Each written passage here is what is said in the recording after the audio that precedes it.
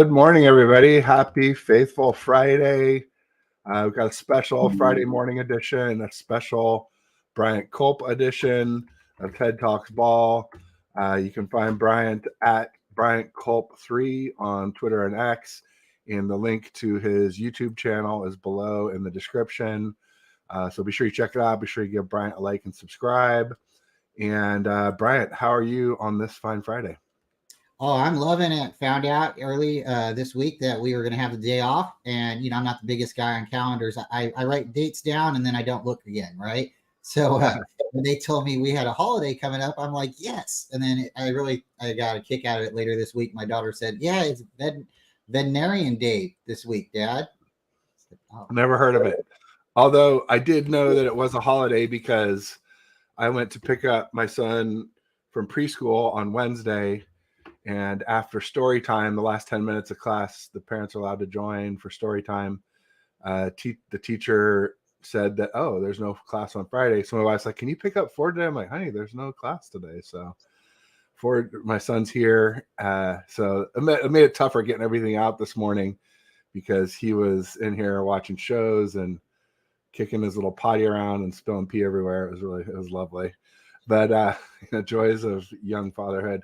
But just want to sort of apologize to everybody in advance. I did get 3 vaccines yesterday. I got COVID, the new COVID vaccine, the flu vaccine, and a shingles vaccine. So 2 in one arm and 1 in the other.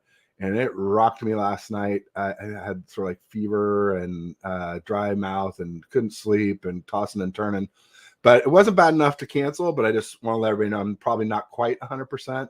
I don't seem quite like my normal self. That's why, but definitely not enough to keep me away from working with Bryant. So here we are, excited to chop it up with you. Let's check and see. Looks like we got some folks here early in the audience. We got Jesus M in the house saying Niner Gang. What's up, Jesus? Welcome. Got Tony Culp. Who's that? Bryant's wife. Make sure you check out her Women of the Niner Roundtable every Saturday night at 5 p.m. Pacific, 8 Eastern. Great stuff. Got Raphael 562 in the house saying good morning, Ted, Bryant, Culp, and everyone. And it wouldn't be Raphael if the next one wasn't like and subscribe, everyone. So yeah, please do hit me up with likes and subscribes. Bryant too. Trying to push to 1,000. I got that first level monetization to get channel memberships and super chats.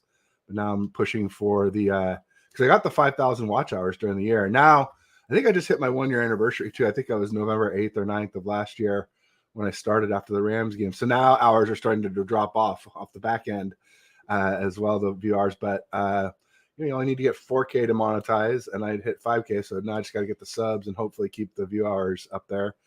Should go well. So we'll see. Knock on wood. Thanks for everybody's help in that.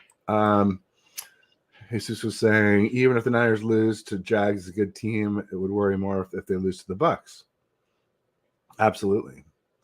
Absolutely, especially Jesus, because I'll be at the Bucs game, so then it would worry me even more. I already went and watched a loss against the Bengals, and when I picked the Bengals game, I knew it might be a loss.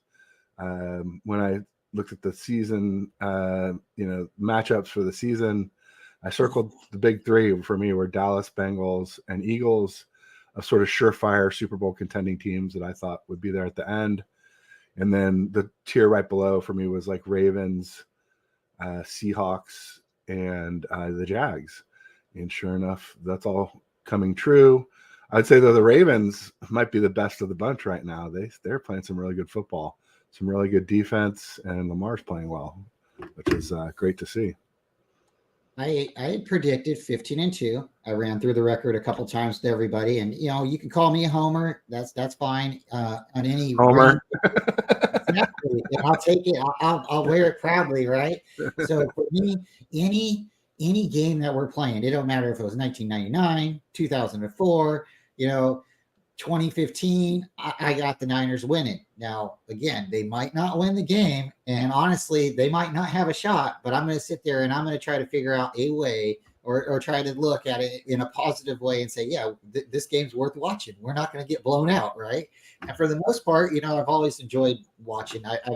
There's only been a handful of games I was really like just disappointed completely And I gotta say, for me, it was the Pittsburgh game. I was really nervous about Pittsburgh going to Pittsburgh. Their road record, their home record, opening day. That's just amazing.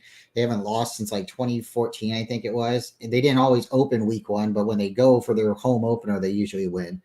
And then my other game, like you said, the Ravens. And the reason I'm a little leery about the Ravens is because we haven't beat the Ravens in like eight times in the last couple of games. It's been a very yeah, and we've only played them a handful of times. So they have a really big record against us right now. It's like I want to say 8-3 or something. It's not good at all. And even without that, there was another factor that caused me to flip that in my preseason predictions, where I less homery had us at 11-6, which is looking a little more realistic. But you never know. Maybe we'll hit 14-3. Maybe we'll just win out from here. That'd be great. But yeah, I switched up the Ravens before the season started. I thought we're a better team than the Ravens. Not anymore right now anyway. Right at the moment, the Ravens seem better anyway. But then there's a huge advantage that the Ravens have on us, which is we're -20 rest days, which is worse than the league. And the Ravens are +9, which is 4th best. I think it was like Jets, Bears, and like one other team are +11 or 12. And then right the next one is the Ravens at +9. So by Christmas Day, when we play them, they're going to be pretty close to a month more of rest than we've had this season in just a 3-month season. So that's a huge advantage for them, not to mention they're playing really good ball right now. So I'm pretty confident saying that we will lose to the Ravens right now on Christmas Day. I hope not. Things can change.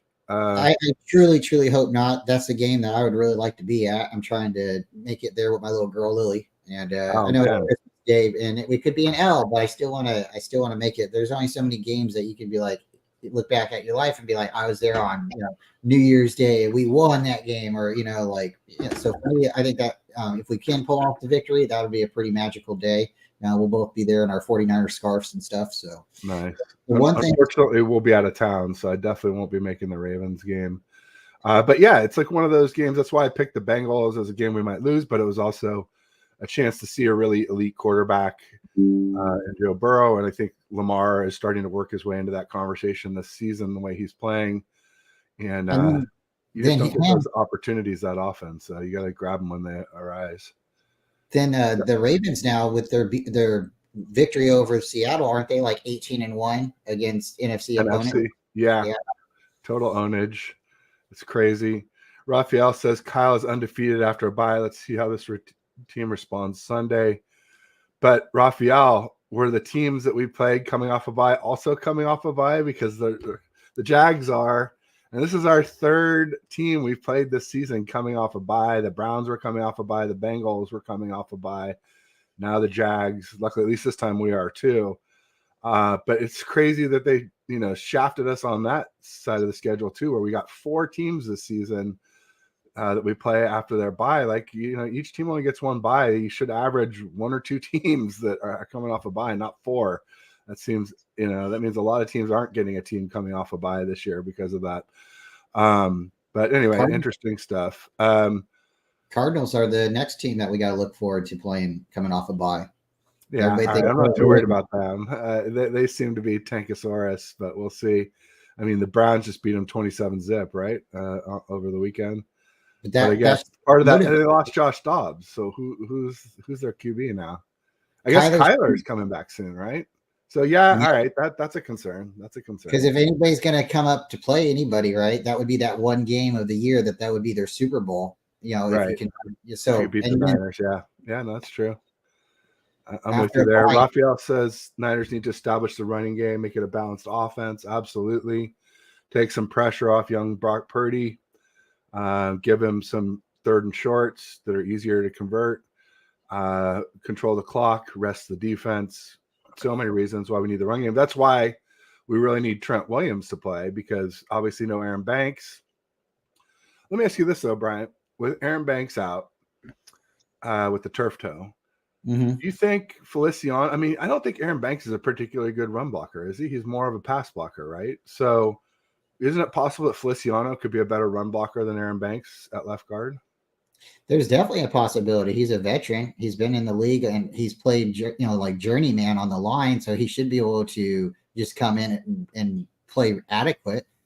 If one guy can only play one position, okay, then you're like, okay, you better be really good at your position. But if you got somebody who can play like 80% of all the positions really well, like, I don't know. I would think, it would go into like the mental part of the game a little bit. Like, I've been here before, or I've seen this kind of look before. So I should be adequate at least to be able to, play Plus, for a little bit.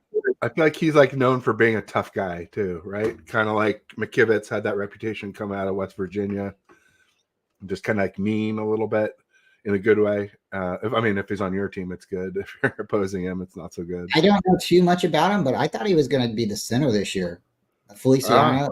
And Larry Kruger's been pushing for that a lot. Yeah. I just think Brendel is too good in pass pro to remove. So, shortest distance between 2 points is a straight line. So the shortest way to the quarterback is straight through the center. If you don't have one who's good at pass blocking, you're going to have a long day as a quarter, and especially with a young quarterback like Brock Purdy, that could be the difference. But Brendel is no peach of a run blocker. That's for sure. He is not good. Tommy Huxley in the house. He says, you fairies up early. Always so complimentary, Tommy. Thank you. Appreciate it.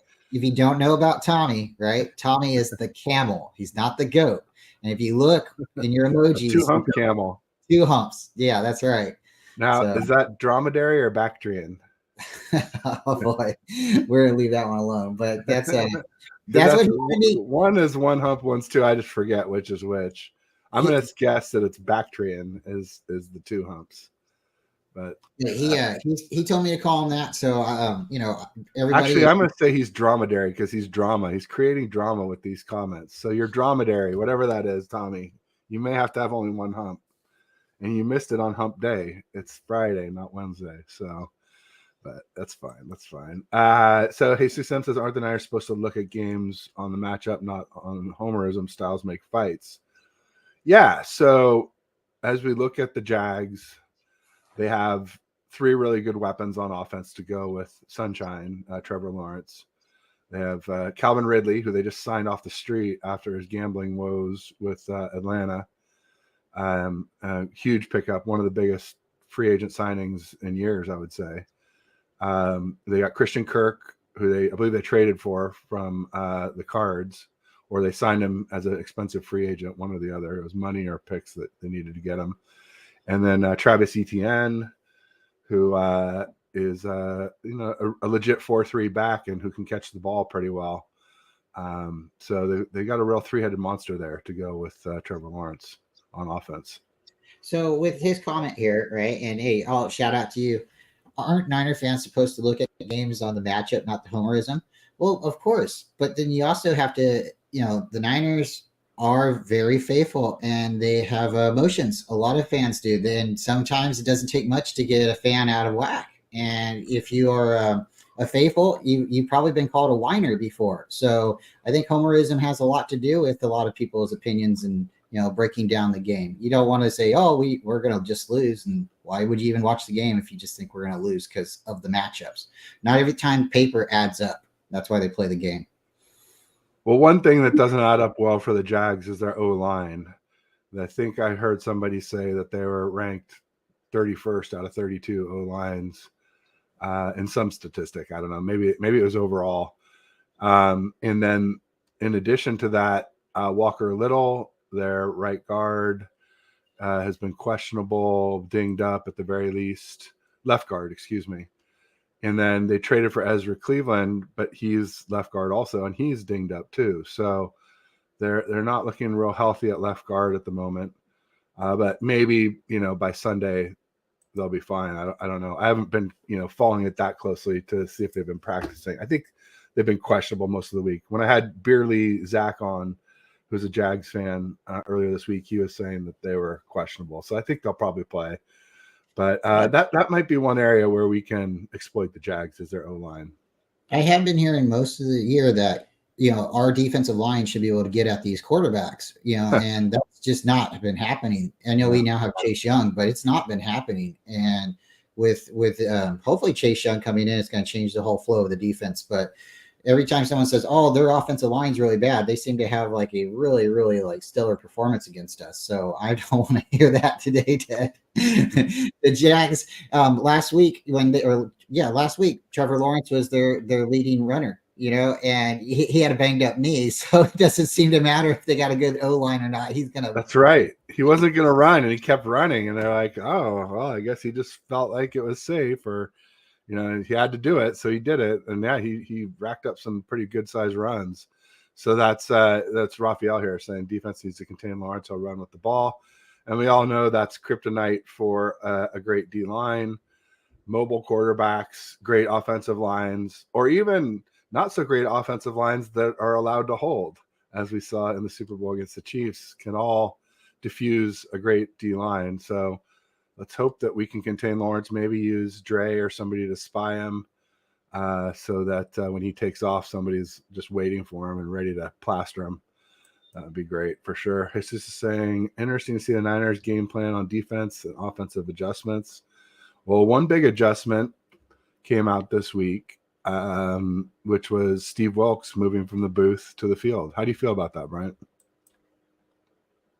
Well, since the guy doesn't really, do that before primarily in his career, the thing about it is he can communicate to the players a lot faster. And if that's what he needs to do, then this game we should see that.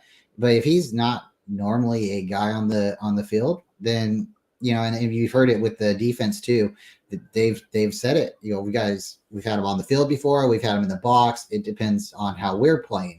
So I think right now the biggest problem with the Niners defense is they're not tackling very well. You start tackling better, then when they do have those tackles in the backfield, which aren't tackles right now, they're hits. And then they're using one shoulder, they're not wrapping up. And then the guy gets a couple yards. We can have them, have an 8-yard pass on us and the corners play the way they were playing, like they were playing in the Rams game and other games, but we have to have those tackles. And I don't want to see 8 yards off the scrimmage line. I want to see the players press a little bit more, but for that, it's maybe the defense will gel a little bit more because he'll be down there, but he's not a rah guy. He's not a cheerleader. And if that's, what people think is going to happen, no, that's not going to happen. Niner commenting here, was Trent Williams ruled out that I missed? No, not that I heard. He was practicing. I think he just means if Trent Williams doesn't play. But yeah, he practiced yesterday. So I guess we'll see what the updates are from today, which is basically just a walkthrough anyway, right? Before you get on the plane tomorrow. So yeah, but it would be tough to win. Yeah, I was saying basically we need Trent Williams with Aaron Banks out. That's the whole left side of our line. And like I said, Feliciano might be an improvement or at least as good in the run game, but I don't think he's as good of a pass blocker. Aaron Banks is a very good pass blocker. Tony, your wife was saying Niner defense will show up with the pass rush. The offense needs to score every time they get the ball, get 3 TDs ahead, and Niners won't have to work so hard. I would love that. That would be outstanding. Jesus was saying, I suspect Debo will be wide back Sunday, but play Mitchell and Mason. Yeah, I'm still waiting for Mitchell to break out.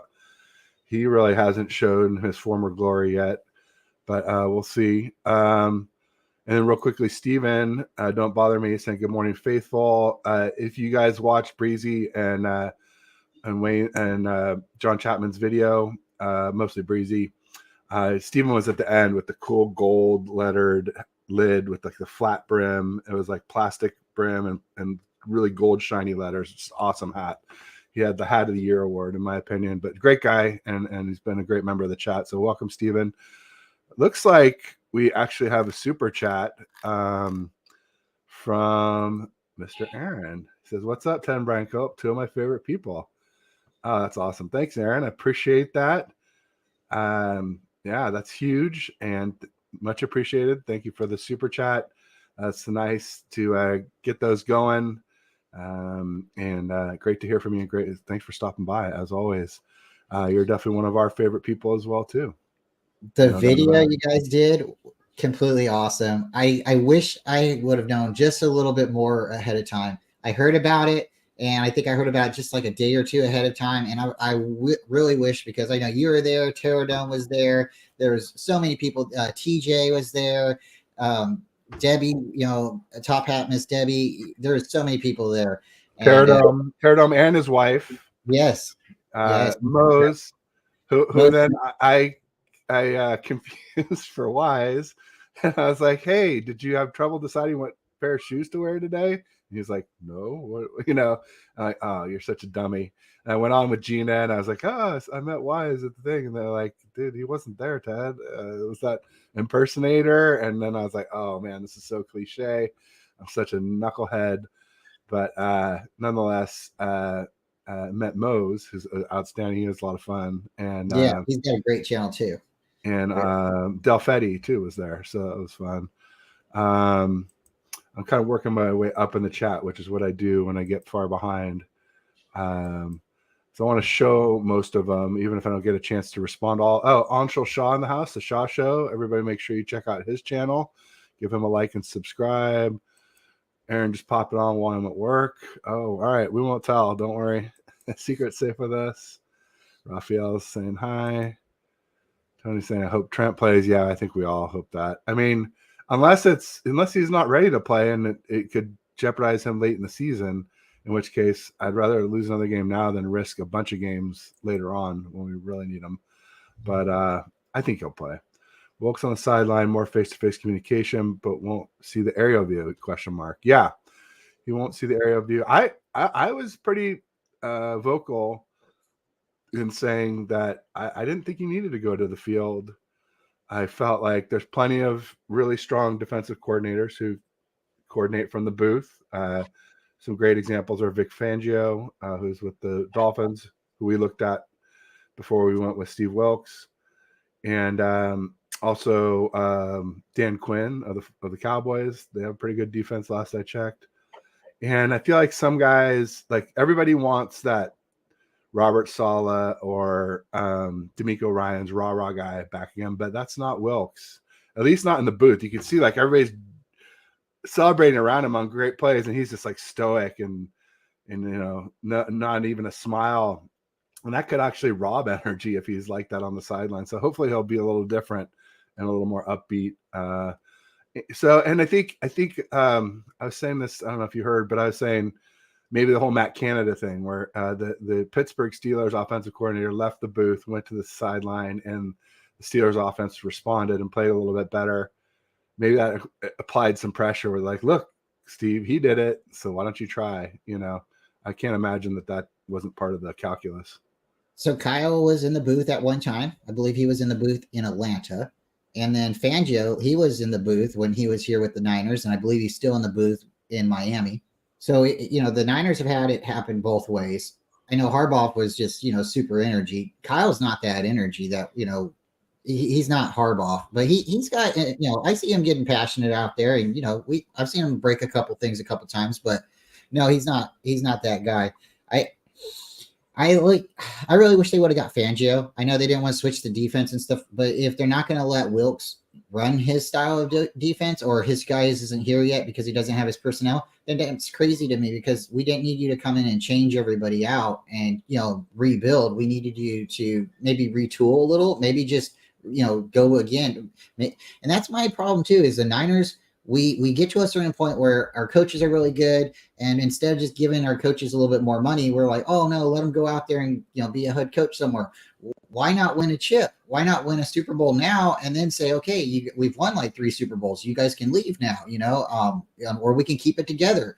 The salary cap doesn't have anything to do with head coaches. And my next question is if Wilkes is so great, how come he doesn't seem to stick around anywhere longer than a year? Yeah, no, that is a legit thing. I think he's been with 17 organizations since the 90s. So he's had more than a year early on, but not lately. Yeah, no, it's tough. I think, I'll be honest, I think part of it is it's tougher for black coaches. They're held to a higher standard, and they don't have as much leeway as white coaches do in this league. I'd like to see that change. But part of it is, with the Cards, part of it was Josh Rosen, and then they wanted to have Kyler, and they wanted to have Kingsbury. And then, it's hard to say that the Panthers didn't make a mistake letting him go for I'm blanking on their guy. Yeah. Who they have right now, who's winless, right? After 8-9 games. They just lost last night to the Bears on Thursday Night Football. You got one win. They got one win. Oh, they have one win. Okay. Yeah. But yeah, Frank Wright, right? Isn't that the guy? Reich. Wait, is that the old guy from the Bills? That's the old quarterback. Frank something.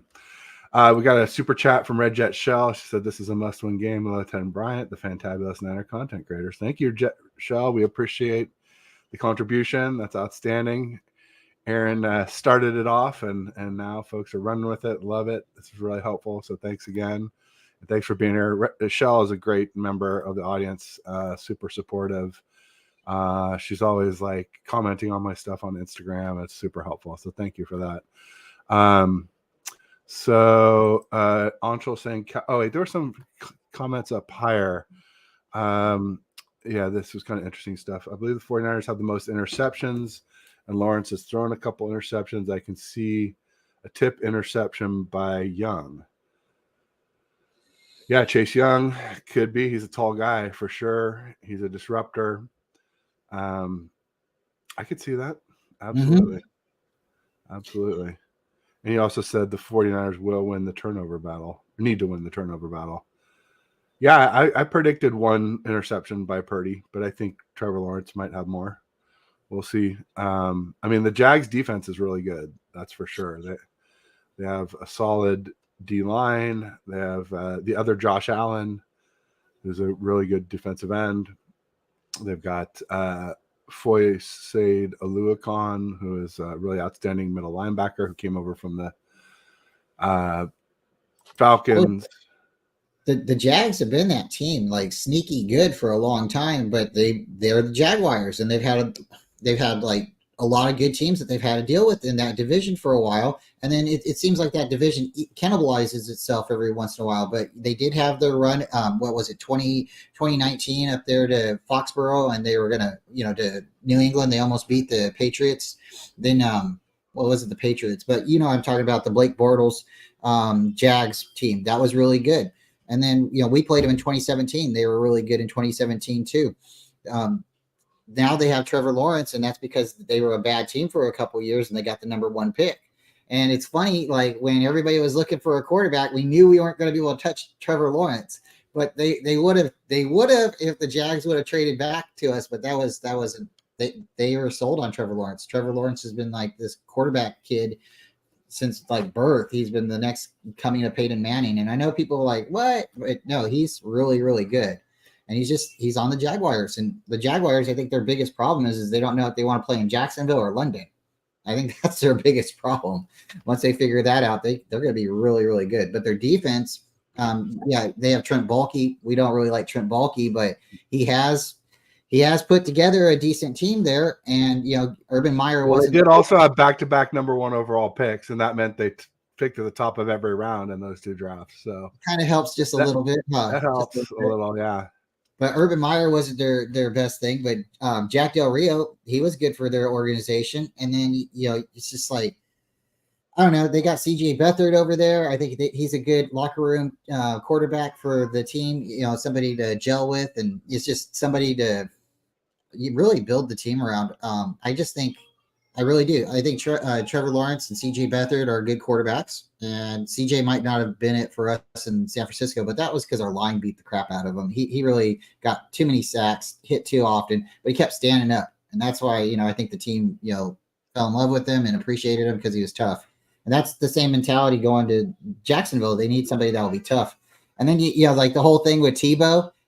Why not bring Tebow in and let him play quarterback or be backup quarterback? That's what they wanted. And then they wanted to do the tight end. I don't know. So for them to let Tebow go, I think they've robbed the Jaguars a couple times, but that's my thoughts.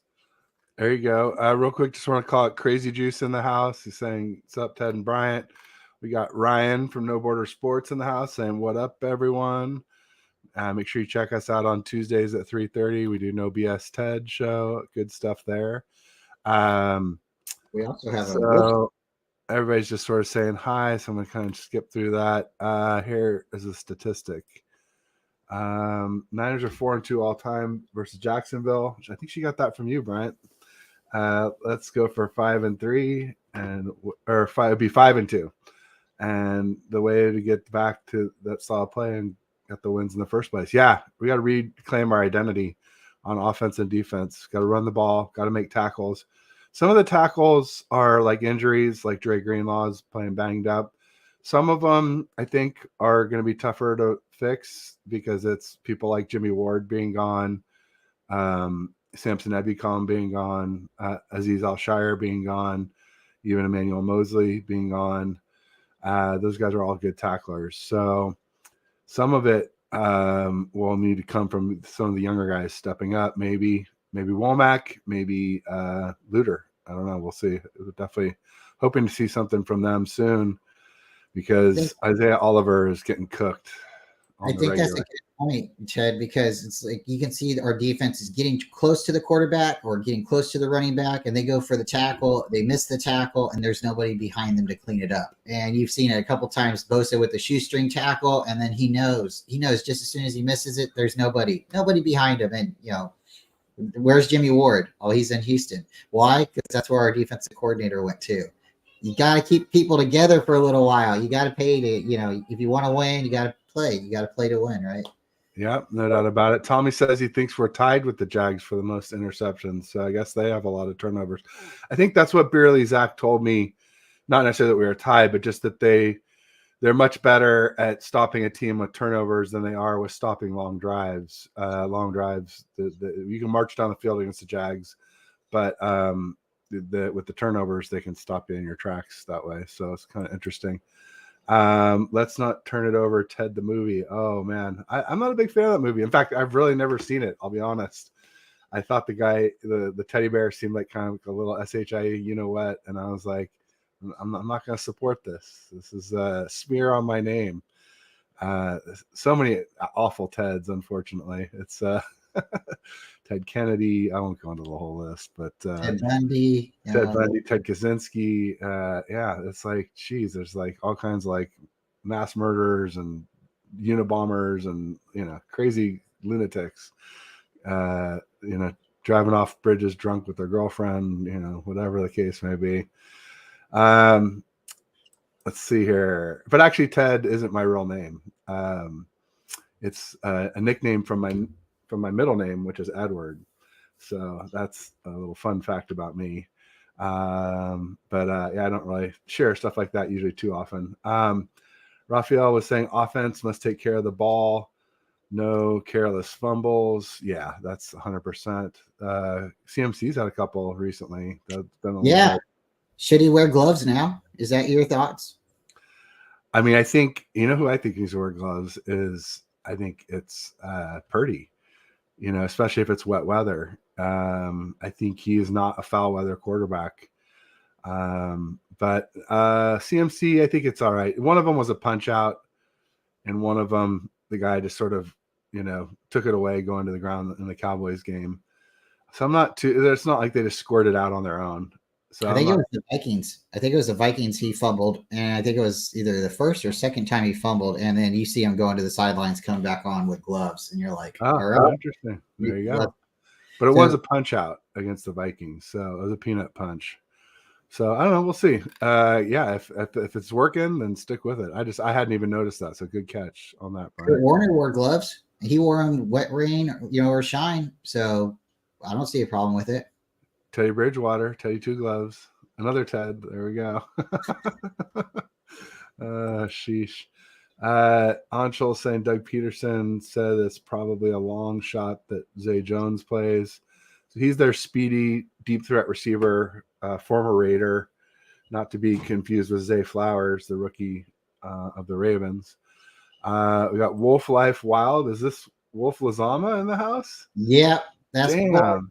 I haven't seen Wolf in a minute. Been missing you, buddy. Thanks for stopping by. I hope all is well. And anytime you want to stream, always open invitation to come on here. He's such a great guy. But I know he's been taking a break, so enjoy the break. I've been kind of taking a little bit of break from Twitter a little bit. I a couple weeks ago on the 20th of October, It was my wife and my anniversary. It was a Friday, and I was just like, I'm just gonna stay off Twitter today and see if I can not let that toxicity from Twitter seep through to my real life. And it was kind of nice. And so between that and then I've been getting into these little RC cars with my son.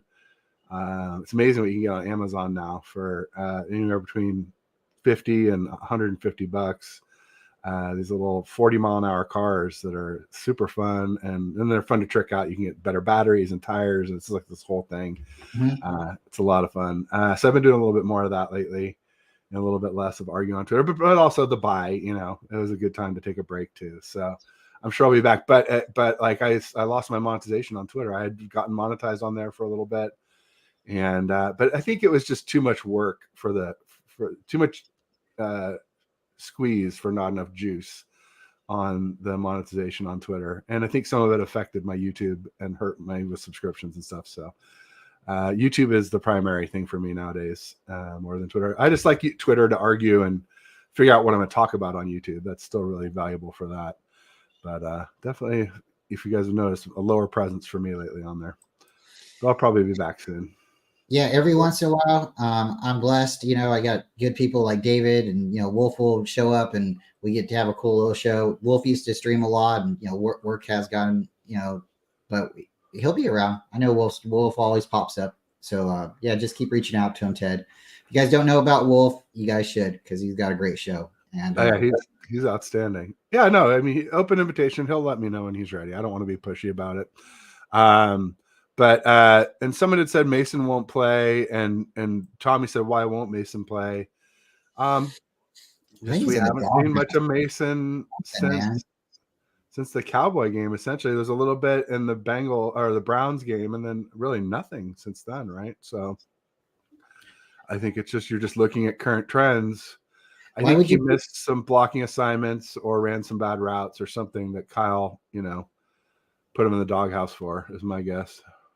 I think so, because there's no reason for him not to get any playing time over Mitchell at this point. Mitchell, and I think you've seen it, you were at the training camps, he said something to the defense and they just kept knocking him on his butt the whole practice. And Mitchell doesn't normally fall backwards, he falls forward. He's one of those guys that you're like, okay, when he falls forward, he's at least going to get 3 or 4 yards. That's what we liked about Mitchell. He always was like 5 yards at carry. And then got hurt. I was really unhappy at camp about that, because the rule at camp is you're not supposed to tackle to the ground. And like Fred and Dre were brutal on Elijah Mitchell. And it's like, Jesus, man, this guy is already injury prone, and now you're tackling him to the ground. Like that really rubbed me the wrong way for sure. So yeah, that's a good call. To remember that. I'd kind of forgotten, to be honest. Thanks for reminding me. I think right now with the problem is the team doesn't like Mitchell, and there's something with Mason. Either the coaching staff doesn't like Mason, Jordan Mason, and he's not getting playing time, because he did have that pass a couple weeks ago. I think it was in the Cardinal game.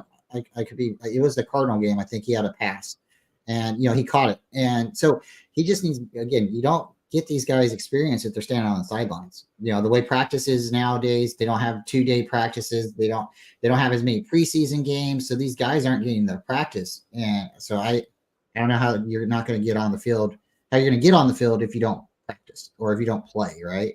Yeah. And show them what you got if you're not on the field. So yeah, and a lot of people have said that Elijah Mitchell has had so many injuries, so that's what slowed him down. But I just felt like he hadn't had any really serious injuries, like an ACL or Achilles or a quad tendon tear or a patellar tendon tear. Those were kind of like my big 4.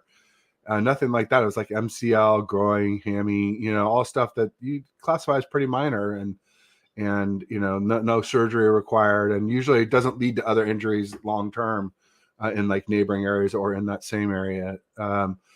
Tony's saying Niners offense need to execute successful red zone plays better. Getting to the red zone and getting allergies is so annoying. Yeah, I think Trent Williams and Debo back should help. I mean, it's not just the skill of those two guys, it's their toughness. They are what make our offense tough, and them and Kittle, essentially. And so having them back, I think, will help a lot in the red zone. But we'll see. Yeah, I agree 100%. Everybody's just saying, what up? They're calling each other names. Like what you were saying too, if Mitchell is hurt, and that's why he's slower, and that's why he's not having the burst, then put him on the back burner. Let him play when we really need you, Yeah, and yeah. put the other Put Mason in. Where's TDP? He's not TP. He's supposed to be decent, right? He's on our team. He's TDP. So I want to see some rotation. I want to see some. I love CMC on the field, and I know he's not going to come out. You'll have to drag him off the field, or something with a wheelchair or something like that. The guy is not coming off the field unless he's really seriously injured. But we've seen Mitchell there, and we haven't seen the production that we have seen out of somebody like Mason this year. So again, I think it's got to be like secretly he's in the doghouse or something, Ted, and they just don't want to tell you. They don't tell anybody. Yeah, it's got to be something. And with Mitchell, I just think he's just out of game shape. I think at some point he will regain game shape as long as he can stay healthy long enough, and he'll be back to what he was before. I have every reason to believe that, but so far we certainly haven't seen it. So it is starting to be a little bit more of a concern. Everybody's just saying hi, good morning. The run defense can improve if we set the edges. Yeah, I think Chase Young will be helpful for that.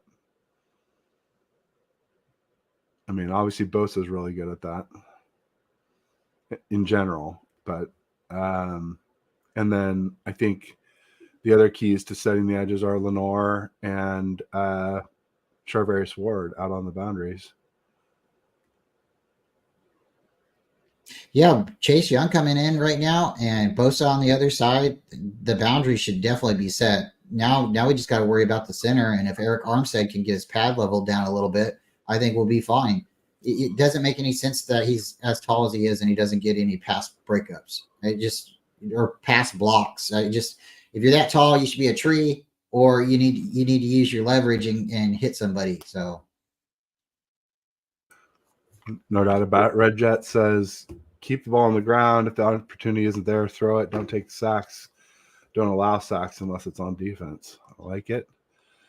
Raphael says got to contain the screen passes. Yeah, ETN is deadly. He is so fast. Christian McCaffrey is quick, but ETN is legit fast. One of the fastest running backs, I'd say. My bad, meant to 5 and 2. Oh, wow, I must be really behind in the chat here. Maybe I'll skip to the bottom and start working my way up. Here we go. Tommy, being nice as always. TDP is Charmin Ultrasoft. TP. Sounds like it's getting tough in the chat. Ryan is a dandy. I'll be your Huckleberry. All right, fight. Call him out. Let's see. We'll meet after recess. off school property though. You gotta always make sure to get off school property. That's the key. Ryan says that's a reach. I'm not sure what he was talking about there, but he said you're right, Ted. That kept him off the field as if he would have torn his ACL. Yeah, I mean last year he had the 2 MCLs, and it kept him out most of the season. But again, MCLs typically don't lead to repeat injuries in neighboring areas and things like that. CMC Offensive Player of the Year. He was definitely on that track. I feel like he's fallen off a little bit lately, though. But I mean, with Trent and Debo back, that could fix that. We could see. Kyle's trying to get CMC MVAP. Oh, most valuable player, MVP. I see that, but I don't think he's leaning so hard. I got to get this guy the stats. He's, this year, this is my goal. I think the goal is to get to the Super Bowl, and I think he's seeing CMC's basically the only one he can rely on at this time. And maybe it goes back to, his dad relying on McCaffrey when he was there with the Broncos. And and then I know a lot of people don't like the style of offense that we have. And because it's archaic, if you want to say it, the offensive have evolved. But if they won the Super Bowl in 98 and what is it, 97 and 98, or was it 98 and 99? The Broncos did by running the ball, and they did it, by basically having a decoy in the backfield as a running back. I think that's their goal, is to get to the Super Bowl. They've done it with the passing attack, because the Falcons did have a really good passing, offense, and he lost. So for him to get there. And then I think that it's going to be a really run heavy, team. I don't think he's like, oh, I got to get CMC the touchdowns. I think that's a benefit. That's a bonus. but I don't think that's his goal. But it could be, but that'd be really kind of horrible, wouldn't it? Like I don't care about winning anything other than him just getting. I don't know. You got to give the Yeah, and ball. Ryan had an interesting comment earlier too. He said something like Mason isn't playing because Kyle hasn't broken CMC and Elijah Mitchell yet. So he won't play him until those two get busted up, which hard to argue that that's not the case. Raphael would say he wanted a muff punt. We got a couple when we were in Cincinnati when we played the Bengals there in 2021. That was good stuff, and they both led to TDs. Although one of them required a Jesse Bates taunting to extend the drive. But those were only 2 touchdowns in the first half against the Bengals. Were on the muff punt recoveries that we got. Wait, your name isn't Ted? Wowzers, Inspector Gadget on the case, LOL. Yeah, I mean, Ted is a nickname. So I'm actually have a different first name, and Edward is my middle name, and I'm actually the third. And so my son is the fourth, and so we nicknamed him Ford. So we don't call him by his real name either. But I mean, I've been gone by Ted my whole life. So I mean, it's not like anyone ever calls me. It's only people. Someone calls up and they use my real name. I'm like, oh, this is a bill collector or salesman or something. Like they don't know me. It's a good way to tell that people don't know who they're calling. It's about hogging the ball, long drives, make them tired. Yeah, absolutely. Time of possession is huge. Rest the defense. Give Brock short third downs. Silly fun guy in the house. A point walks up to a bar. Sorry, we're closed. The point, but that doesn't imply that you're not open.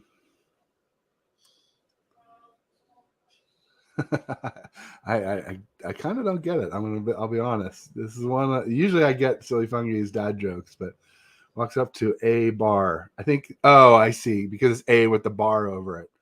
Sorry, we're closed. The point, but that doesn't imply that you're not open. I think. It's a tough one, Silly. But thank you. I love the dad jokes. He's a Rams fan, but he's actually pretty cool. Yeah, I love the dad jokes too. I say them sometimes, and sometimes you get them, and sometimes you don't. So they are sometimes they just aren't. They aren't funny. That was a tough one.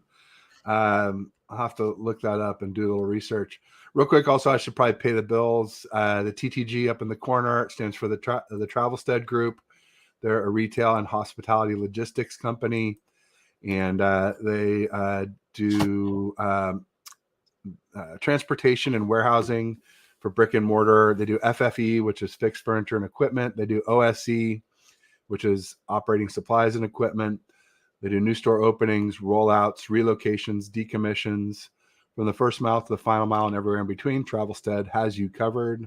Let them know how they can help you by air, ocean, or land. It's closed loop solutions for retail and hospitality. It's Nick and Henry are the 2 go-to guys there. Great fellas. 100% US-based support because these are complex operations, so there's always fine-tuning. It's good to know when you pick up the phone, you're going to talk to people here who know what you do, not someone in a call center somewhere overseas where they have no clue what you do. And their website is in the description for the show. It's in my YouTube About page, my Twitter bio, Insta, Facebook. If you follow me there, just click on the link, check out the video, and make sure you tell them Ted sent you. So thanks, everybody, in advance for letting me pay the bills there. So what else we got? Let me pop down to the bottom of the chat again, since I'm sure I'm behind. Oh, we got Sentinel in the house. Make sure you check out his channel. Tommy Huxley. I ain't got time to bleed. Tommy's picking fights with everybody. You gonna do something or stand there and bleed? Oh boy, it's getting tough talk out there. The keyboard warriors are in full force. I got dad jokes, but they're PG-13 level dad jokes. LOL. Yeah, I got some funny ones that are wife dad jokes. Actually, if you search my handle on Twitter at TedH6 and just look up dad joke, wife jokes, you'll see a whole string of them. There's 12 or 13 that are pretty funny. A few that I was pretty proud of. What's your score on the game, Ted? I've been saying 24-21 Niners. 24-21. Okay. Yeah. Well, I got the games in front of me, and if you don't mind, I'll run through it real quick. Yeah. We played them first in 1999, and the Niners lost 3-41. That was in Jacksonville. Wow. Then we played them in 2005. And if anybody remembers, 1999 wasn't the best year for the 49ers. 2005 wasn't a very good year for the 49ers either. And this is the second time we played the Jags. It was 9-10. We lost that one in Jacksonville. And then we've won the last 4 in a row. So then in 2009, a little bit better of a team, not the best team. The Jags put up 3, we put up 20. Then in 2013, I believe this is the game we played in London. Kaepernick was the quarterback. I believe this is the game that the Jags had negative passing attempts, or there was like only 3 passing attempts. Really crazy stat. San Francisco 42, Jaguars 10. And then in 2017, this is that game where Jimmy ripped off the 5 wins. Jags 33, 49ers 44. And then in 2021, the last game, and I think this is the only game we played against Trevor Lawrence, the Niners put up 30 and Jags lost 10. So 20 points, I could see 20 points, but this could turn out to be a pretty high scoring game if the numbers fall in order. Yeah, I remember I wanted to see more of Trey Lance in that game in Jacksonville. The last time we played them, I think he played the final drive, but I wanted to see like the final 2 or 3 drives when the game was already out of hand. I wanted to see him get more experience. I was kind of a little bit unhappy with Kyle for so little, so late. Kind of like how we're unhappy with him for Mason now. It's tough being a rookie on the 49ers. That's for darn sure. Not easy to break through to the starting lineup. Yeah, I don't remember that game so well. The 2021 game. Let's go. I remember Jalen Moore got into Kyle's doghouse. He had been doing pretty well, and then he like missed an assignment on the goal line, and like it wasn't just a bad block. It's like he just didn't know who he was supposed to block and was in the wrong place, and the play got blown up on the goal line, and Kyle was just irate, and we never saw Jalen Moore for a couple years after that. That was an interesting year, 2021. The other one was Jimmy had a pretty famous short arm throw to Jeff Wilson Jr., where Jeff Wilson Jr. was coming across the goal line from left to right, and he was wide open to the right, and Jimmy just left it short, and everybody just crucified Jimmy for it with good reason. I mean, I think he deserved it, to be honest. Where do you think Jimmy goes now? You think he stays with the Raiders? You think he's done? Land of misfit toys. He's not our problem anymore. He's not. Oh, hopefully. I don't know. You never know. And he might pop Don't back say up. that. We have Don't so many say that. boomerangs with Dante Johnson Island, with Jordan Matthews, the Eagles and Niners receiver turned tight end who tore his ACL. Even Josh Johnson, like as you told me, corrected me 3 times with the Niners. That's still a lot. He's been on the Niners like 3 or 4 times. I know now he's been on the Ravens 3 times. He's been on 17 different NFL teams. Yeah. He's a Mr. Backup quarterback. He should definitely go into the Hall of Fame just for that, you know. Sounds like they're getting the movie fight quotes mixed up from Tombstone and Predator, 2 classics. Sentinel says, watch Predator more than I watch Tombstone, got mixed up. Yeah, I've watched Predator more too, but I've watched both a lot. They're both such great movies. Yeah, I got to say, I've probably seen Tombstone more for that one. There you go. 49ers 27, Jags 13. A Wolf is very bullish on the Niners. I like it. We're not getting into that 30 yet? No more Purdy 30? Brock 30? I don't think we'll score 30 on this Jags defense. No, I thought 24. Yeah, 24-21 was what I thought. But, I mean, it wouldn't shock me with Trent if Trent's 100 close to 100% and Debo's close to 100%. That could be just the infusion we need to get the offense back. And the Jags defense is a little banged up. Mm-hmm. Andre Cisco is their young free safety who's doing really well, but he is listed in red on our lads depth chart, and so is their right corner Tyson Campbell. So either not playing or maybe not 100% if they do play. That bodes well. How would you rate how would you rate them compared to the 2017 defense of the Jags? Because I would say the 2017. The 2017 was yeah, they were lights out. So I don't think this defense is that close. I think this defense is like top 10, top 5, somewhere in that range. If I'm just guessing, I don't know. Yeah. Just from what I'm getting the feel of. And the Whereas reason 2017, they were like top 1 or top 2, right? And the reason I bring that up is we put 44 up on them. 44 up on a way Jimmy G. Yeah. So, and then the last time we put 30 points up. So I can see it being a high scoring game for us, but it depends on if our players come to play and if they don't do the turnover battle. Because like your guy earlier this week had said, if we turn over the ball, their defense is very, very good at catching the ball and capitalizing on turnovers. But if we can run the ball and maintain the clock, then they're not going to be able to stop us. So it sounds like they have a hard time of getting teams off the field. Yeah, that's what Beerly Zach was telling me. He also said that their second running back, so they have Walker Little, who's on their O-line. I'm like, Little is not a good name for an O-lineman, first of all.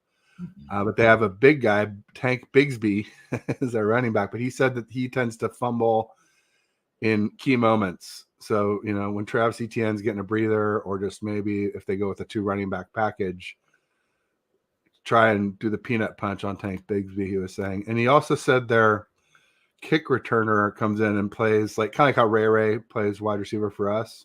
I think it was Jamal Agnew. Has had some pretty big fumbles too, he was saying. So that was when we were comparing weak spots of our teams, that's what Beerly Zach was telling me. Silly Fungi dumbed it down for me. Hey, here's one I understand, folks. What do you call a snobbish criminal walking downstairs? A condescending.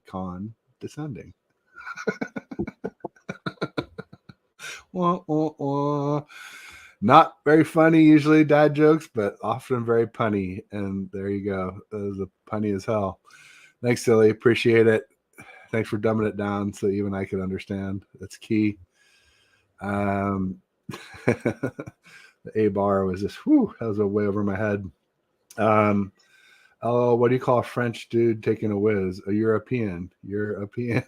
Thanks for repeating it.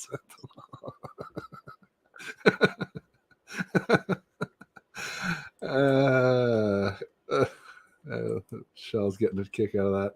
We match up with the Jags right now very evenly. I think so too. That's why I said 24-21. I think it's a good game.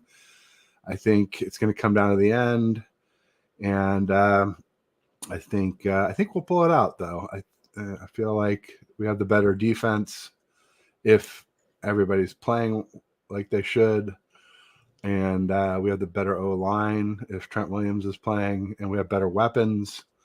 If not the top 3, we also have Ayuk and CMC and Juszczyk, not CMC, he's the top one, but Juszczyk. And we need to see a little more from Jennings, right? I mean, he was a no-show against the Bengals. So we need to see Juwan Jennings, or I think a lot of us would love to see Bell the Bull, Ronnie Bell. Yeah.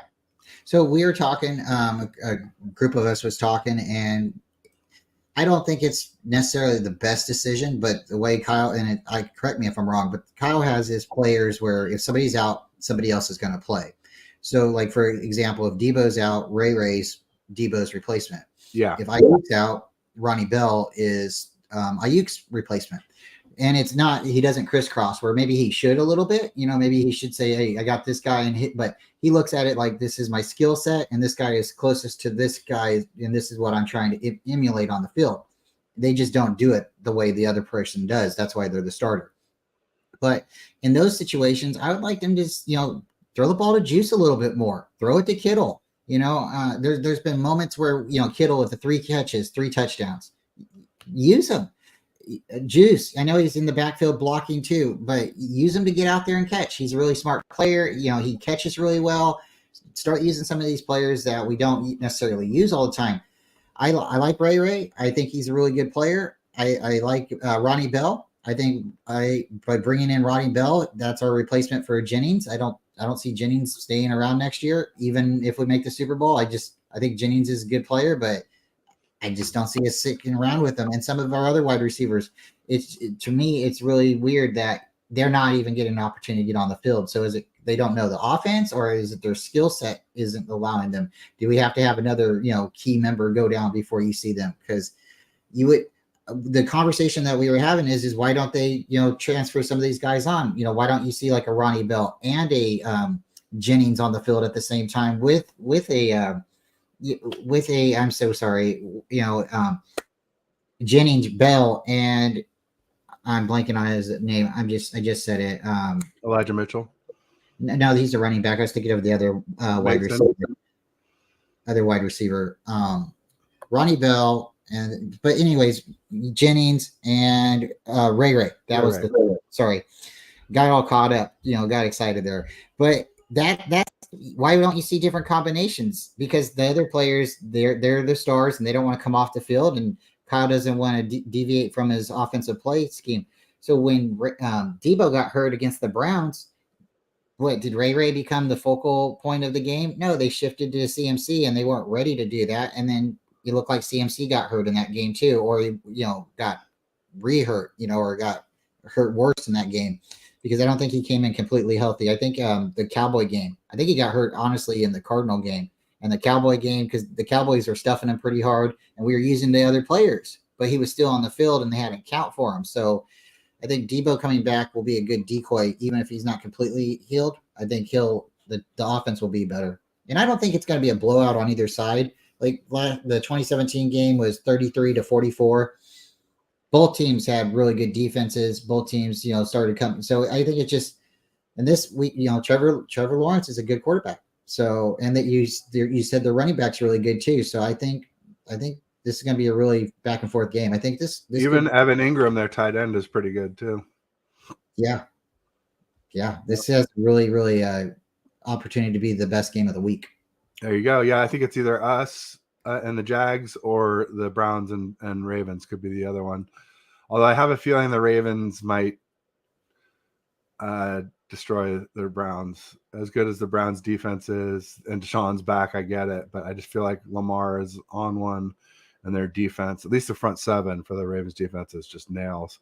Got Dion from Niner Gang Podcast in the house, Ted and Mr. Culp. Gotta love it. Thanks for joining in. Great to see you. I'll never forget, we were streaming when the Jimmy to the Raiders news broke, and Dion whipped out did a shot. We were celebrating. We're like, he's gone, Jimmy's gone.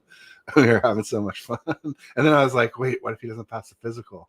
And Dion's like, oh no, he'll pass. Don't worry, he'll pass. I was like, shoot, I sure hope so. And so for me, like, my house isn't a Jimmy hater house. We're not Jimmy stans. We fell out of love with Jimmy. There was a point in time where, Jimmy, you've done all you could for us. It's time for you to move on. Yeah, he helped us to win when we were bad, but when we got good, he held us back. And just like the whole comments on the way out about, oh yeah, it got weird there at the end, like basically insinuating that it's Kyle's fault and not his. And then he goes to the Raiders and leads the league in interceptions in less games than anyone else. It's like, okay, I know, Jimmy, it was you. And I think he could have played. I think he could have played in the championship game. I think a lot of people think he could have played, and I think the team feels that he could have played. I know there's been reports saying that the guy was healthy enough to play, and he decided not to. So you decided to make a business decision instead of getting this team that was your brothers to the Super Bowl, and maybe riding the ship that you had, and getting it to the right place where we should have went, in 2021, or 2019. And it wasn't just the not playing part; it was also the shit-eating grin on the sideline as we were losing to the Eagles.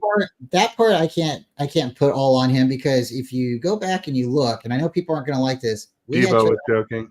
We had Trey Lance stand there joking, laughing, and for me, like, I didn't see that from some of the other players. I seen those two guys, both the backup quarterbacks that weren't playing, that was in street clothes, laughing, and at that point, there's nothing funny about that situation right there at all. I mean, like, hey man, at least we're having a good time. Like, what do you mean? Like, your team's out there all your brothers are out there getting beat up and stuff. But you guys are like, deuces, we're good. Hey, power pop. And and then there was moments where people just zoomed in on Jimmy, but they were both standing there, so it was a narrative that was spun.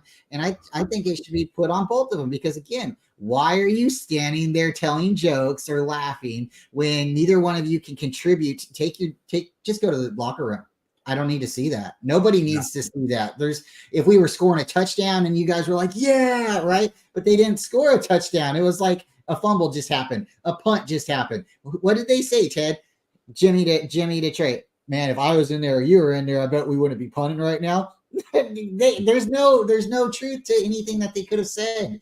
So for what are they telling bad dad jokes? Like, I don't know. Like, hey, you guys see that guy up there in the stands? Like, go to the locker room. The camera doesn't need to see you. We don't need to see you.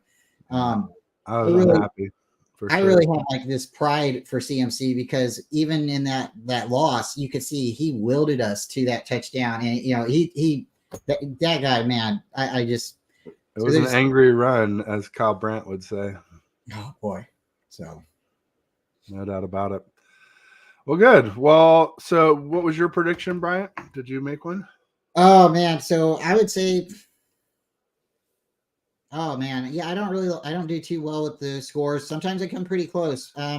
Just for the fun of it, I'll say Niners 42, Jaguars 38, just for the fun. Wow. So a real back and forth, barn burner. Whoever has the ball last wins. Shootout in Jacksonville. All right, I like it. It sounds good. Well, I just want to say thanks for everybody who stopped by. The audience participation was great. Thank you to Aaron and Red Jet Shell for the super chats. Much appreciated. And thank you to Bryant for being my guest today on your day off. Oh, Precious time. I appreciate you spending it with me. And I'll just say peace and go Niners.